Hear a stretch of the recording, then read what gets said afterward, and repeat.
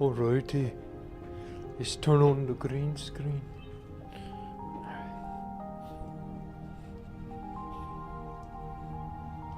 Green on.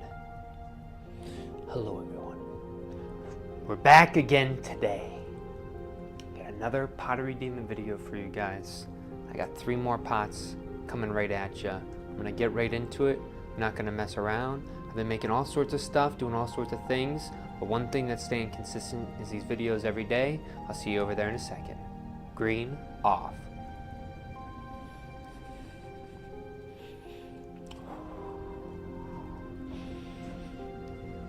Gotta get in the zone.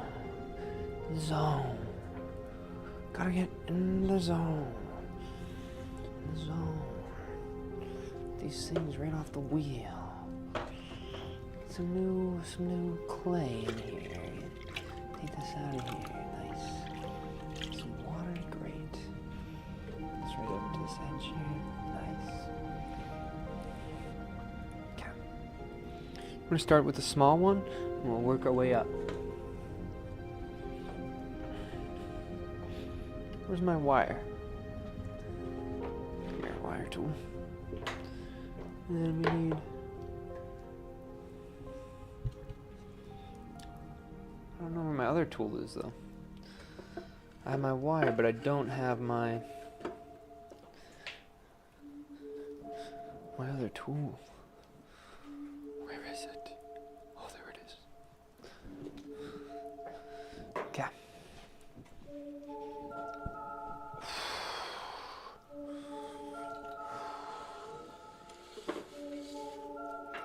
I wonder what happens if we do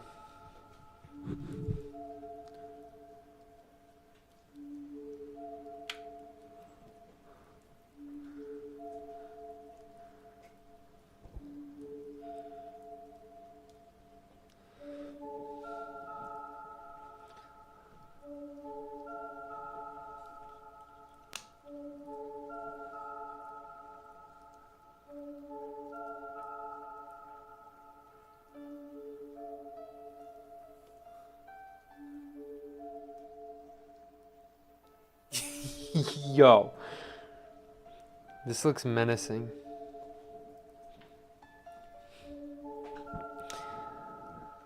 Oh, Orion James, hope you're doing well. I be cooking and you be throwing. We're both cooking. You're just cooking food and I'm cooking clay material, right? Kind of like this spooky vibe. So we're just gonna keep on going with it. You too. We both be cooking. That's funny. Alright.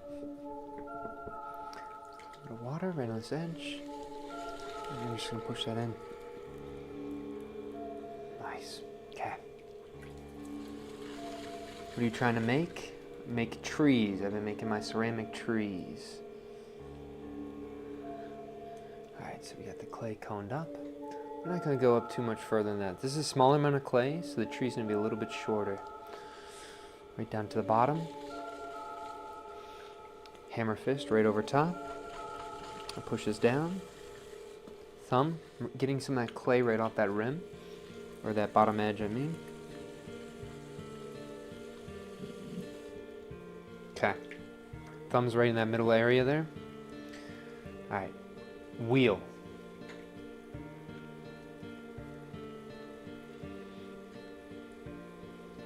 How long I've been doing pottery? I've been wheel throwing for a little over 3 years, but touching clay maybe 5 to 6 years. But yeah, open this up ever so slightly on this bottom edge here. We got a little bit more clay thickness we can bring out.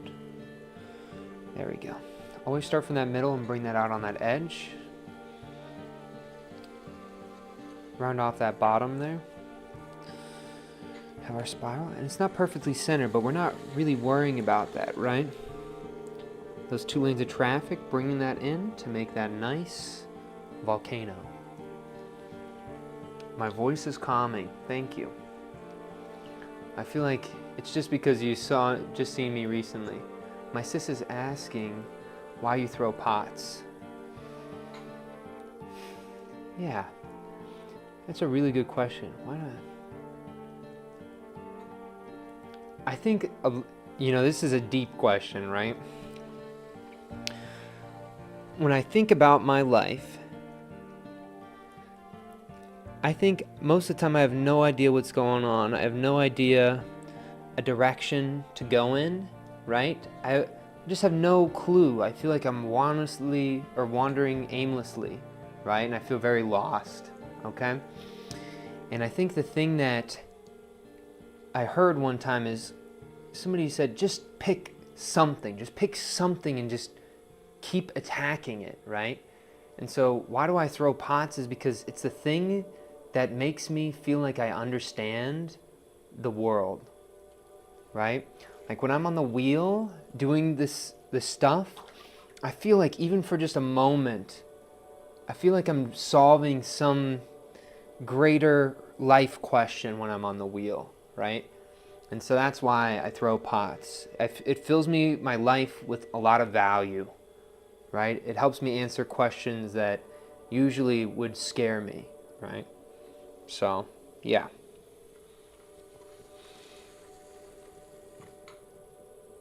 Right to that bottom edge.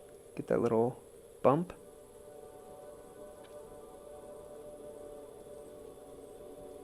There we go. Sweet. Would you say you feel connected to the universe? When throwing.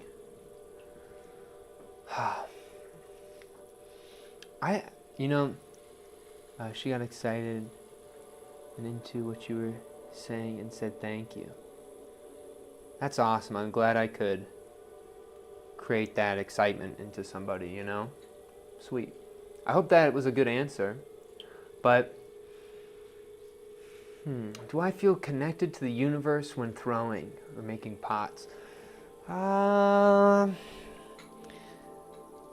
universe, sometimes I feel like we are this, consciousness, I feel like is a very unnatural thing to the universe, right?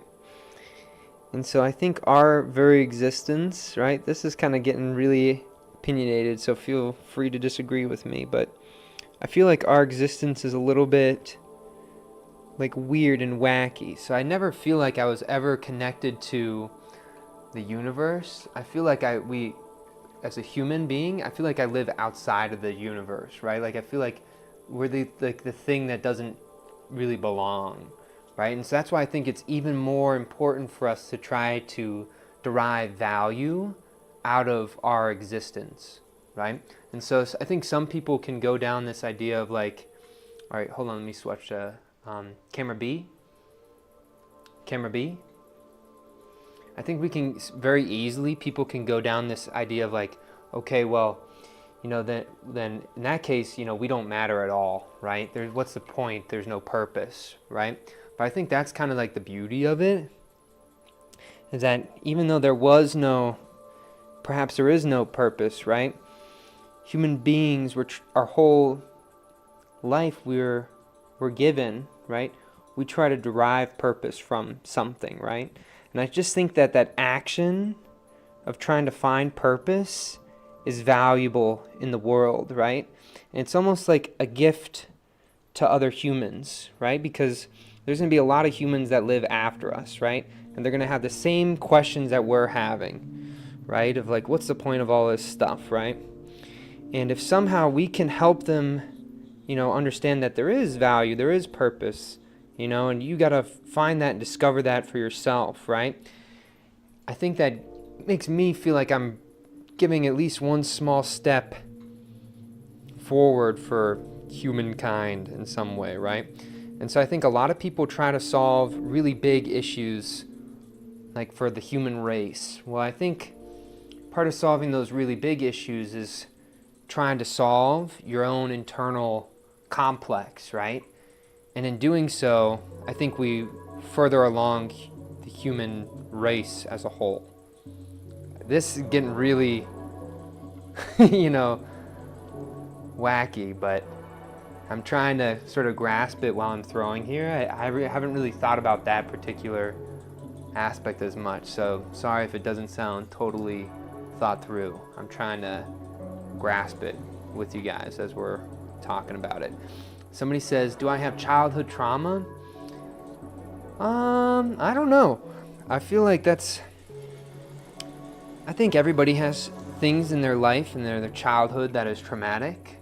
But I think the thing is that you shouldn't have your whole life based around those things, right? Like, it's a really hard thing to let go of some of those things that like are keeping your mind in the past, right? But I'm telling you, like, you can't spend your whole life dwelling on those things. You'll find a lot more value in life if you just keep on pushing forward to find something, right? Instead of always kind of relating back to this one moment. But yeah, someone says, I love you, Evan, said hi. Hello, I love you, Evan. I feel like it's kind of funny when people have names that are phrases.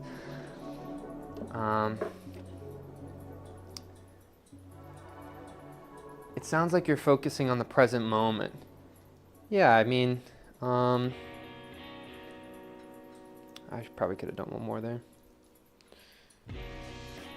Yeah, I think I'm focusing on the present moment. I just refuse to, for so long in my life, I was just really giving up on my dreams and aspirations. And then I realized to follow your dreams and aspirations, you have to give up a certain level of comfort, and you kind of have to sit in this psychological void, right? And I think for a really long time I was too scared of that place. And I think when you really sit there, you can find comfort there eventually if you sit there long enough, right? And I think you'll find a lot of really beautiful things when you sit in that sort of void. So I think that's important. A lot of the conversations today is really grim. I feel like as soon as I made the lights a little bit darker, everybody got in this heavy mood. Olivia says my voice is calming. Thank you, Olivia. Again, I think my voice is only calming because, I have a nice microphone. So I think, when you hear somebody online and talk to them in person, it's very different things. I'm also when a lot of people view like pottery as a calming thing, and so that's probably also influencing the way that people are receiving my voice. How are you handling this heat? It's kind of interesting in the basement. It never gets hot down here, and so I think it's because it's underground maybe, but usually it doesn't get hot in the basement, which is kind of nice. But upstairs, that's a little bit more brutal.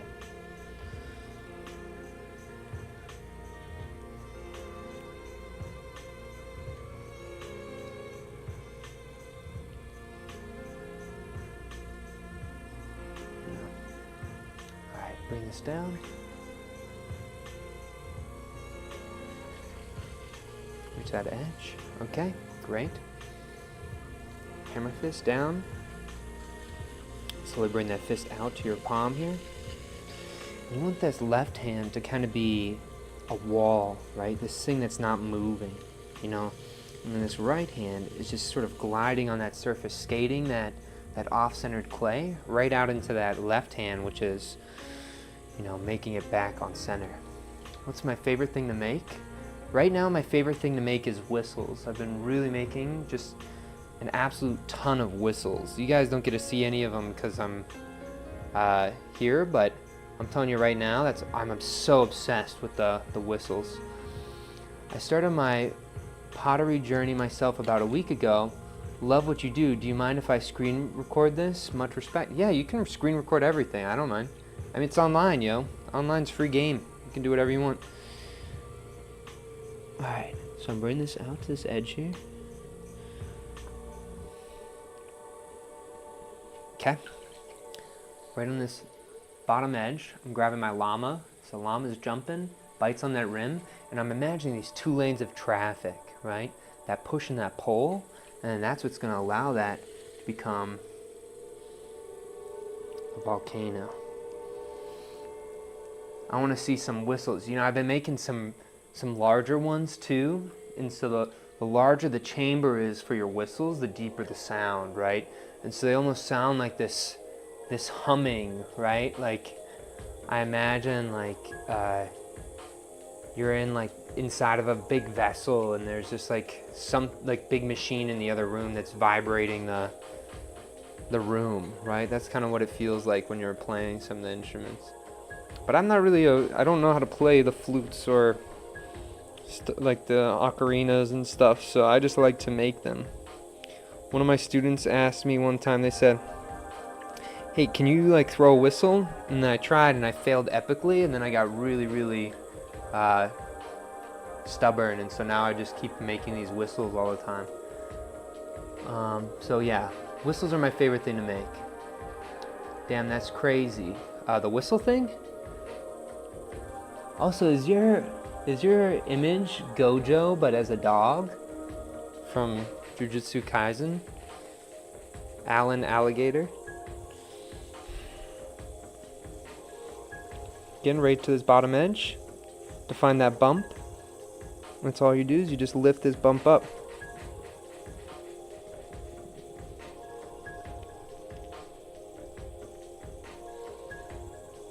Sweet. When pulling, is it always best to use a sponge to carve away from the base? I just like the sponge because I think I'm using some stiffer clay, right? And so I've always thought if I don't use a sponge, I start getting, the clay starts getting tacky and pulls my hand, right? And so I kind of like using the sponge just because I think it helps me not really stick to that surface and slide and glide a little bit more. But again, I define that bump. You can see that little bump. That's all we're doing, is we just carry this little bump up. Alright? And even if it feels like it's getting a little bit wonky, you know, don't freak out. And then when you get to about this height, you're going to have to swap. Your elbow's going to, at least my leg is a little bit bony. And so my elbow just kind of like it's lifting up enough where it's no longer using the bone as support, right? So then I try to keep that tucked into my body. And I just continue right where I'm at this bump. Oh, kind of messed it up a little bit. You can see a slight undulation there, but that's okay. I'm going to slow down. I'm still maintaining that bump the whole entire way. Getting a little bit too thin on that top ridge there. But still, we're going to finish the pull. There we go.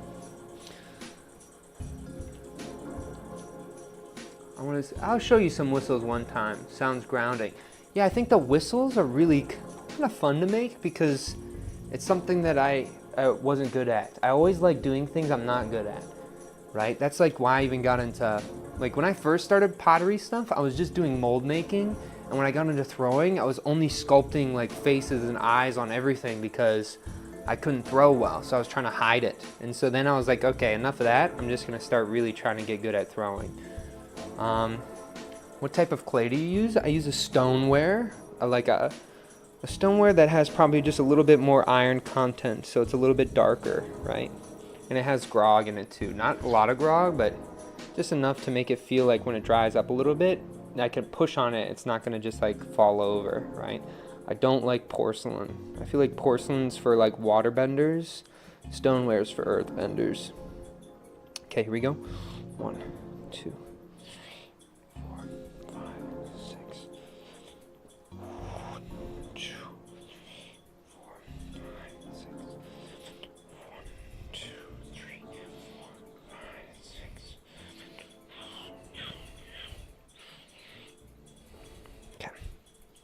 on this top rim. A bit of water. It's going to twist right on up.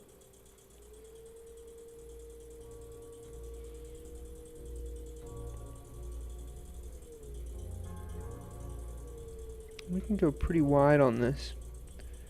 And then if we go wide, it's going to want to collapse, right? But if we keep that neck in, it's going to collapse onto that twist, and then it will keep itself up, right?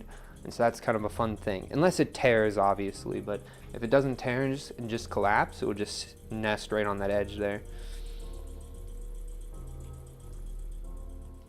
Pull this edge out just a little bit. Laugh aloud for water benders. It is though, I'm telling you. If you're a water bender, you'll like porcelain. I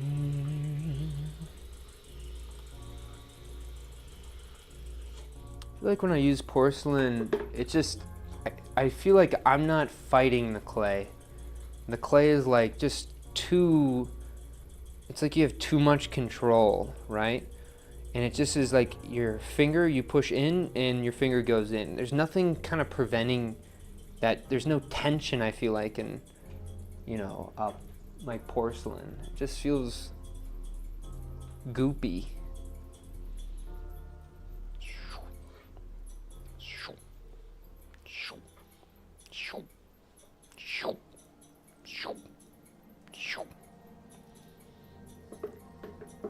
Have you tried paper clay? No, I feel like my goal is I always try to find a clay that it feels like I'm battling it on the wheel. And when I have a clay that I feel like I'm battling, I'll just stick with that clay, right? And so right now it's this stoneware. I like the amount of grog that's in here. When I let it out for like 6 hours and it gets pretty hard, like that's the perfect consistency and allows me to get really tall pots. I think some people use paper clay for like sculpture and stuff, and it helps them out quite a bit.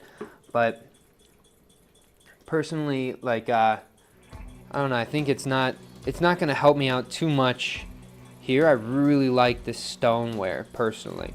I think sometimes paper clay, depending on what it is, it always feels a little bit rubbery too. So I'd like to make a lamp with it, perhaps. Yeah, I feel like anything that's kind of larger and your sculptural, paper clay is probably going to be pretty good for you. All right, camera A. All right, pottery shelf.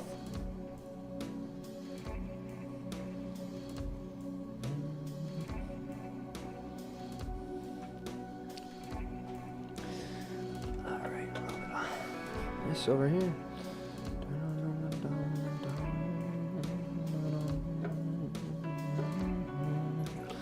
Water on that surface. Get this, I bring this right out to the edge here. Get that water off that bat. Great. Dry my hands off on my pants. Whoop, almost dropped the clay. Push this down. Like heart compressions. Come back, clay, come back. All right, you really want it stuck to that wheel. Then add a little bit of water. Create that seal on that bottom edge here. So that way you can push on the clay and it's not gonna rip off, right? There's nothing worse than right when you start throwing, the clay just rips right off. I really make sure that it's on there tight so I can push pretty hard on it and it's not going to fall apart. I have a little like thin spot right here, so I'm gonna go a little bit slow, bring this back down. My hand right on this bottom edge. Bring that all the way down, and add a little bit more water. Switch that up, and then curl that right back up. So there's pull number one. Okay, go right down to that base, slow down on that base. Really make sure you push that clay inwards. And it's a little, there's an air bubble or something on that base, right? But I'm gonna keep on taking this up.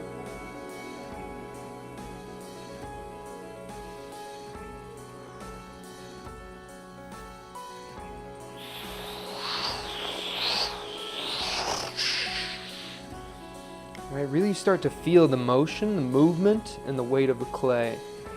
All right, bring that right down to that bottom edge. Have that hand right at that base. Bring that over top, curl that right underneath. Push that clay underneath. You don't want to fold the clay over, right? You want to maneuver that clay so it's pushing out against your hand. right? Not folding over. Hammer fist coming right down on top. Slowly bring that outwards. And there you go. It's nice and centered. 2 fingers going right on the interior there. A little bit of water, fill up your pond, right? See if there's any rabbits in this hole here. Any rabbits? No. Yep, no rabbits. Open that up. Smooth that clay out a little bit. Oh, found a little rabbit. Bring that out to that edge there. Popping in the rabbits. We're cutting through that base, right? We're not trying to like move the clay. We're trying to cut through it on that bottom edge there, right? Bring that out. Here we go, right to this base, this bottom edge. Bring this in. There's 2 lanes of traffic, slowly bringing up. That llama's biting on that rim, building that volcano. Somebody said, how long? I don't know what that means.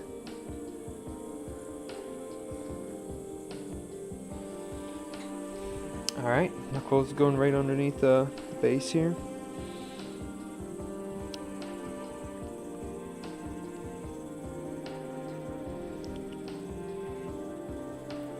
Really trying to have a conversation with the clay, right? What is it allowing you to do? Do you have little kids in your family? Or how old are the kids you work with? Yeah, you know, I'm not really around. There's not many kids in my family that I am in contact with. They live in a different state, so. And then the kids that I work with every single age from, you know, probably like 8 years old to 80 something. That's any of the ages in between is what I work with, right?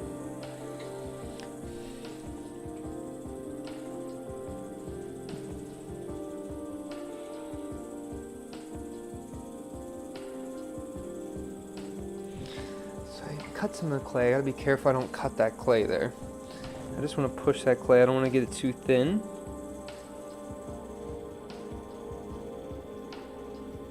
Slowly bring that upwards. Slow down that rim. Color this in just a little bit. Color that top. Camera B. A bit of water right on that top edge again. 90 rock. I'm not sure. Are you asking like if I've ever worked with 90-year-olds? I don't think so. 80-year-olds rock. Yeah, you know, I really... Alright, so I'll say, I like hearing the stories of the old people, but I like making with the younger folks, right? Like, I feel like young people have, like, such fresh ideas, while old people have such amazing stories.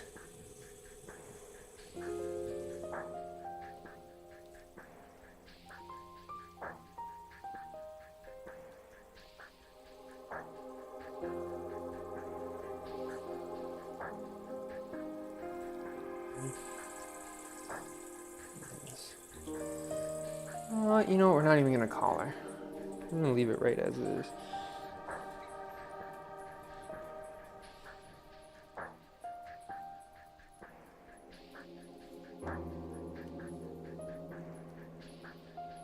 You can see that one has like a longer tendril there. I probably could have squeezed another one in.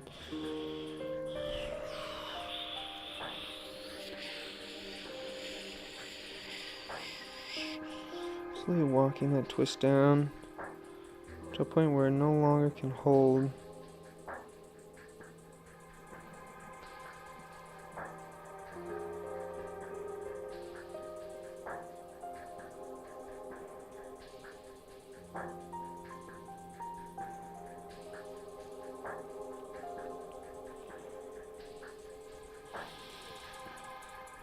I'm just sitting that down. Agreed. Kids have a better attitude towards creativity and they're curious. Old people are a different kind of inspiration. Yeah, you know, I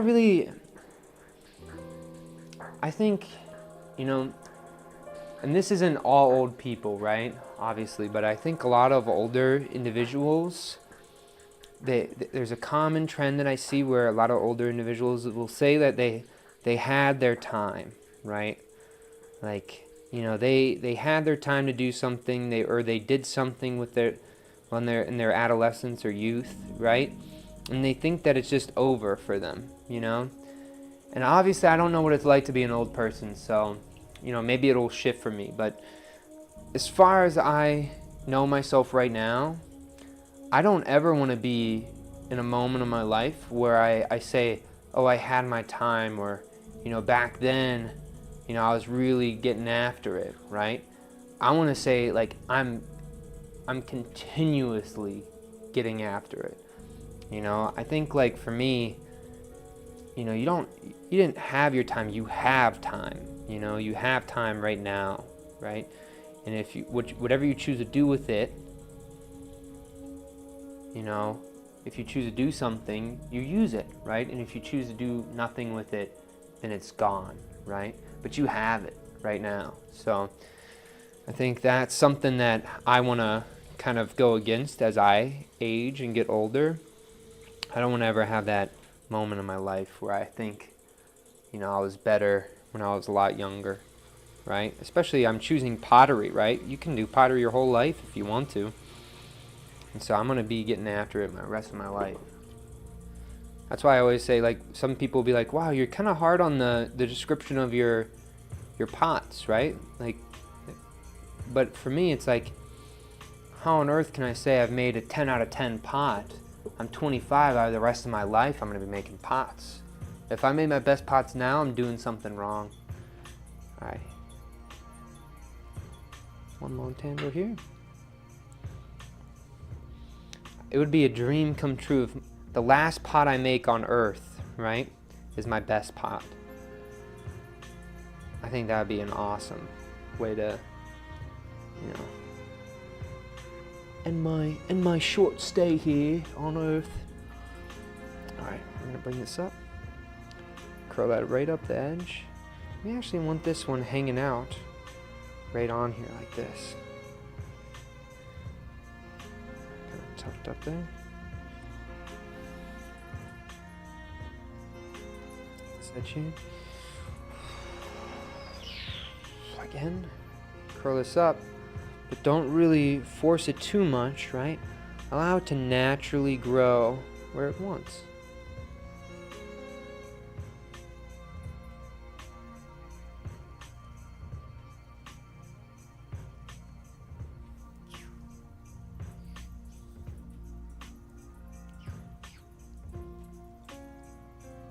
It's number 3.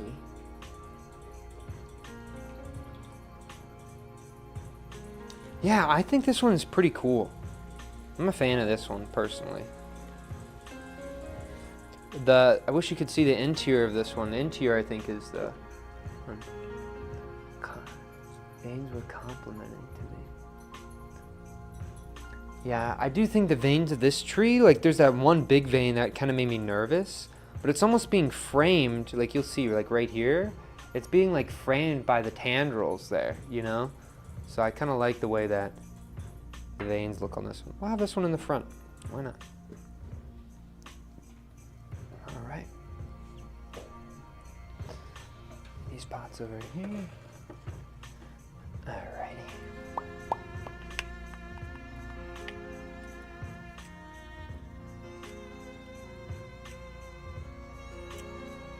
Look at this one. It's gonna fall. Oh my god, it's made me so nervous. Alright. There we go. Kind of scooped it up there. Camera A. Oh. That's an image right there.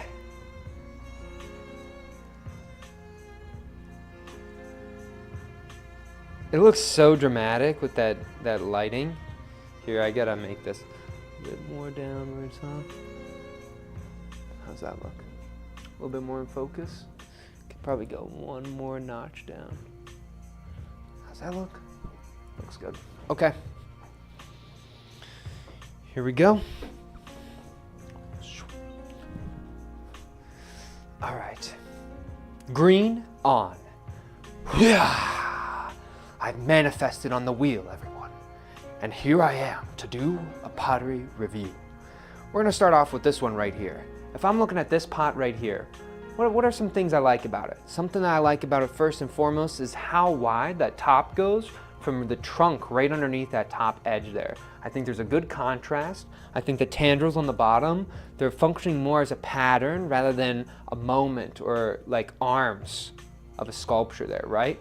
Where if we go over here on this one, you'll see that this one kind of is using those tendrils as arms to add some level of sentience to the object, right? The way that it's just holding up that top, right? Something I also like about this one is I gave that top some more room to breathe, and so I think it's allowing those tendrils to sort of have a moment on the side of that treetop. And if I go to the one in the very back there, right? The one in the back I think has a really nice veins and the twist. It's probably the most tree-like one of the ones today.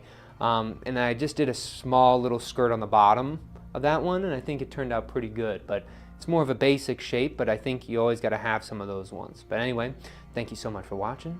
All the best, and strong mentality.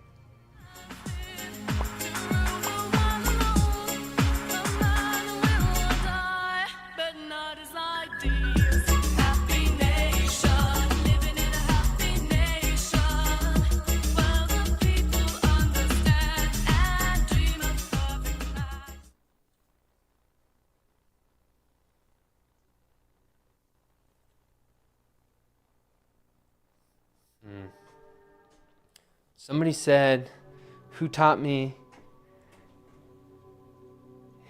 Scottish? I don't know, there's this video, it always, whenever I hear, it's like, somebody says, Scotland forever! And I can't, I'm just obsessed with that video. But yeah, you two have a great day. And then somebody said, Burger King crown. You know, you gotta have the Burger King crown.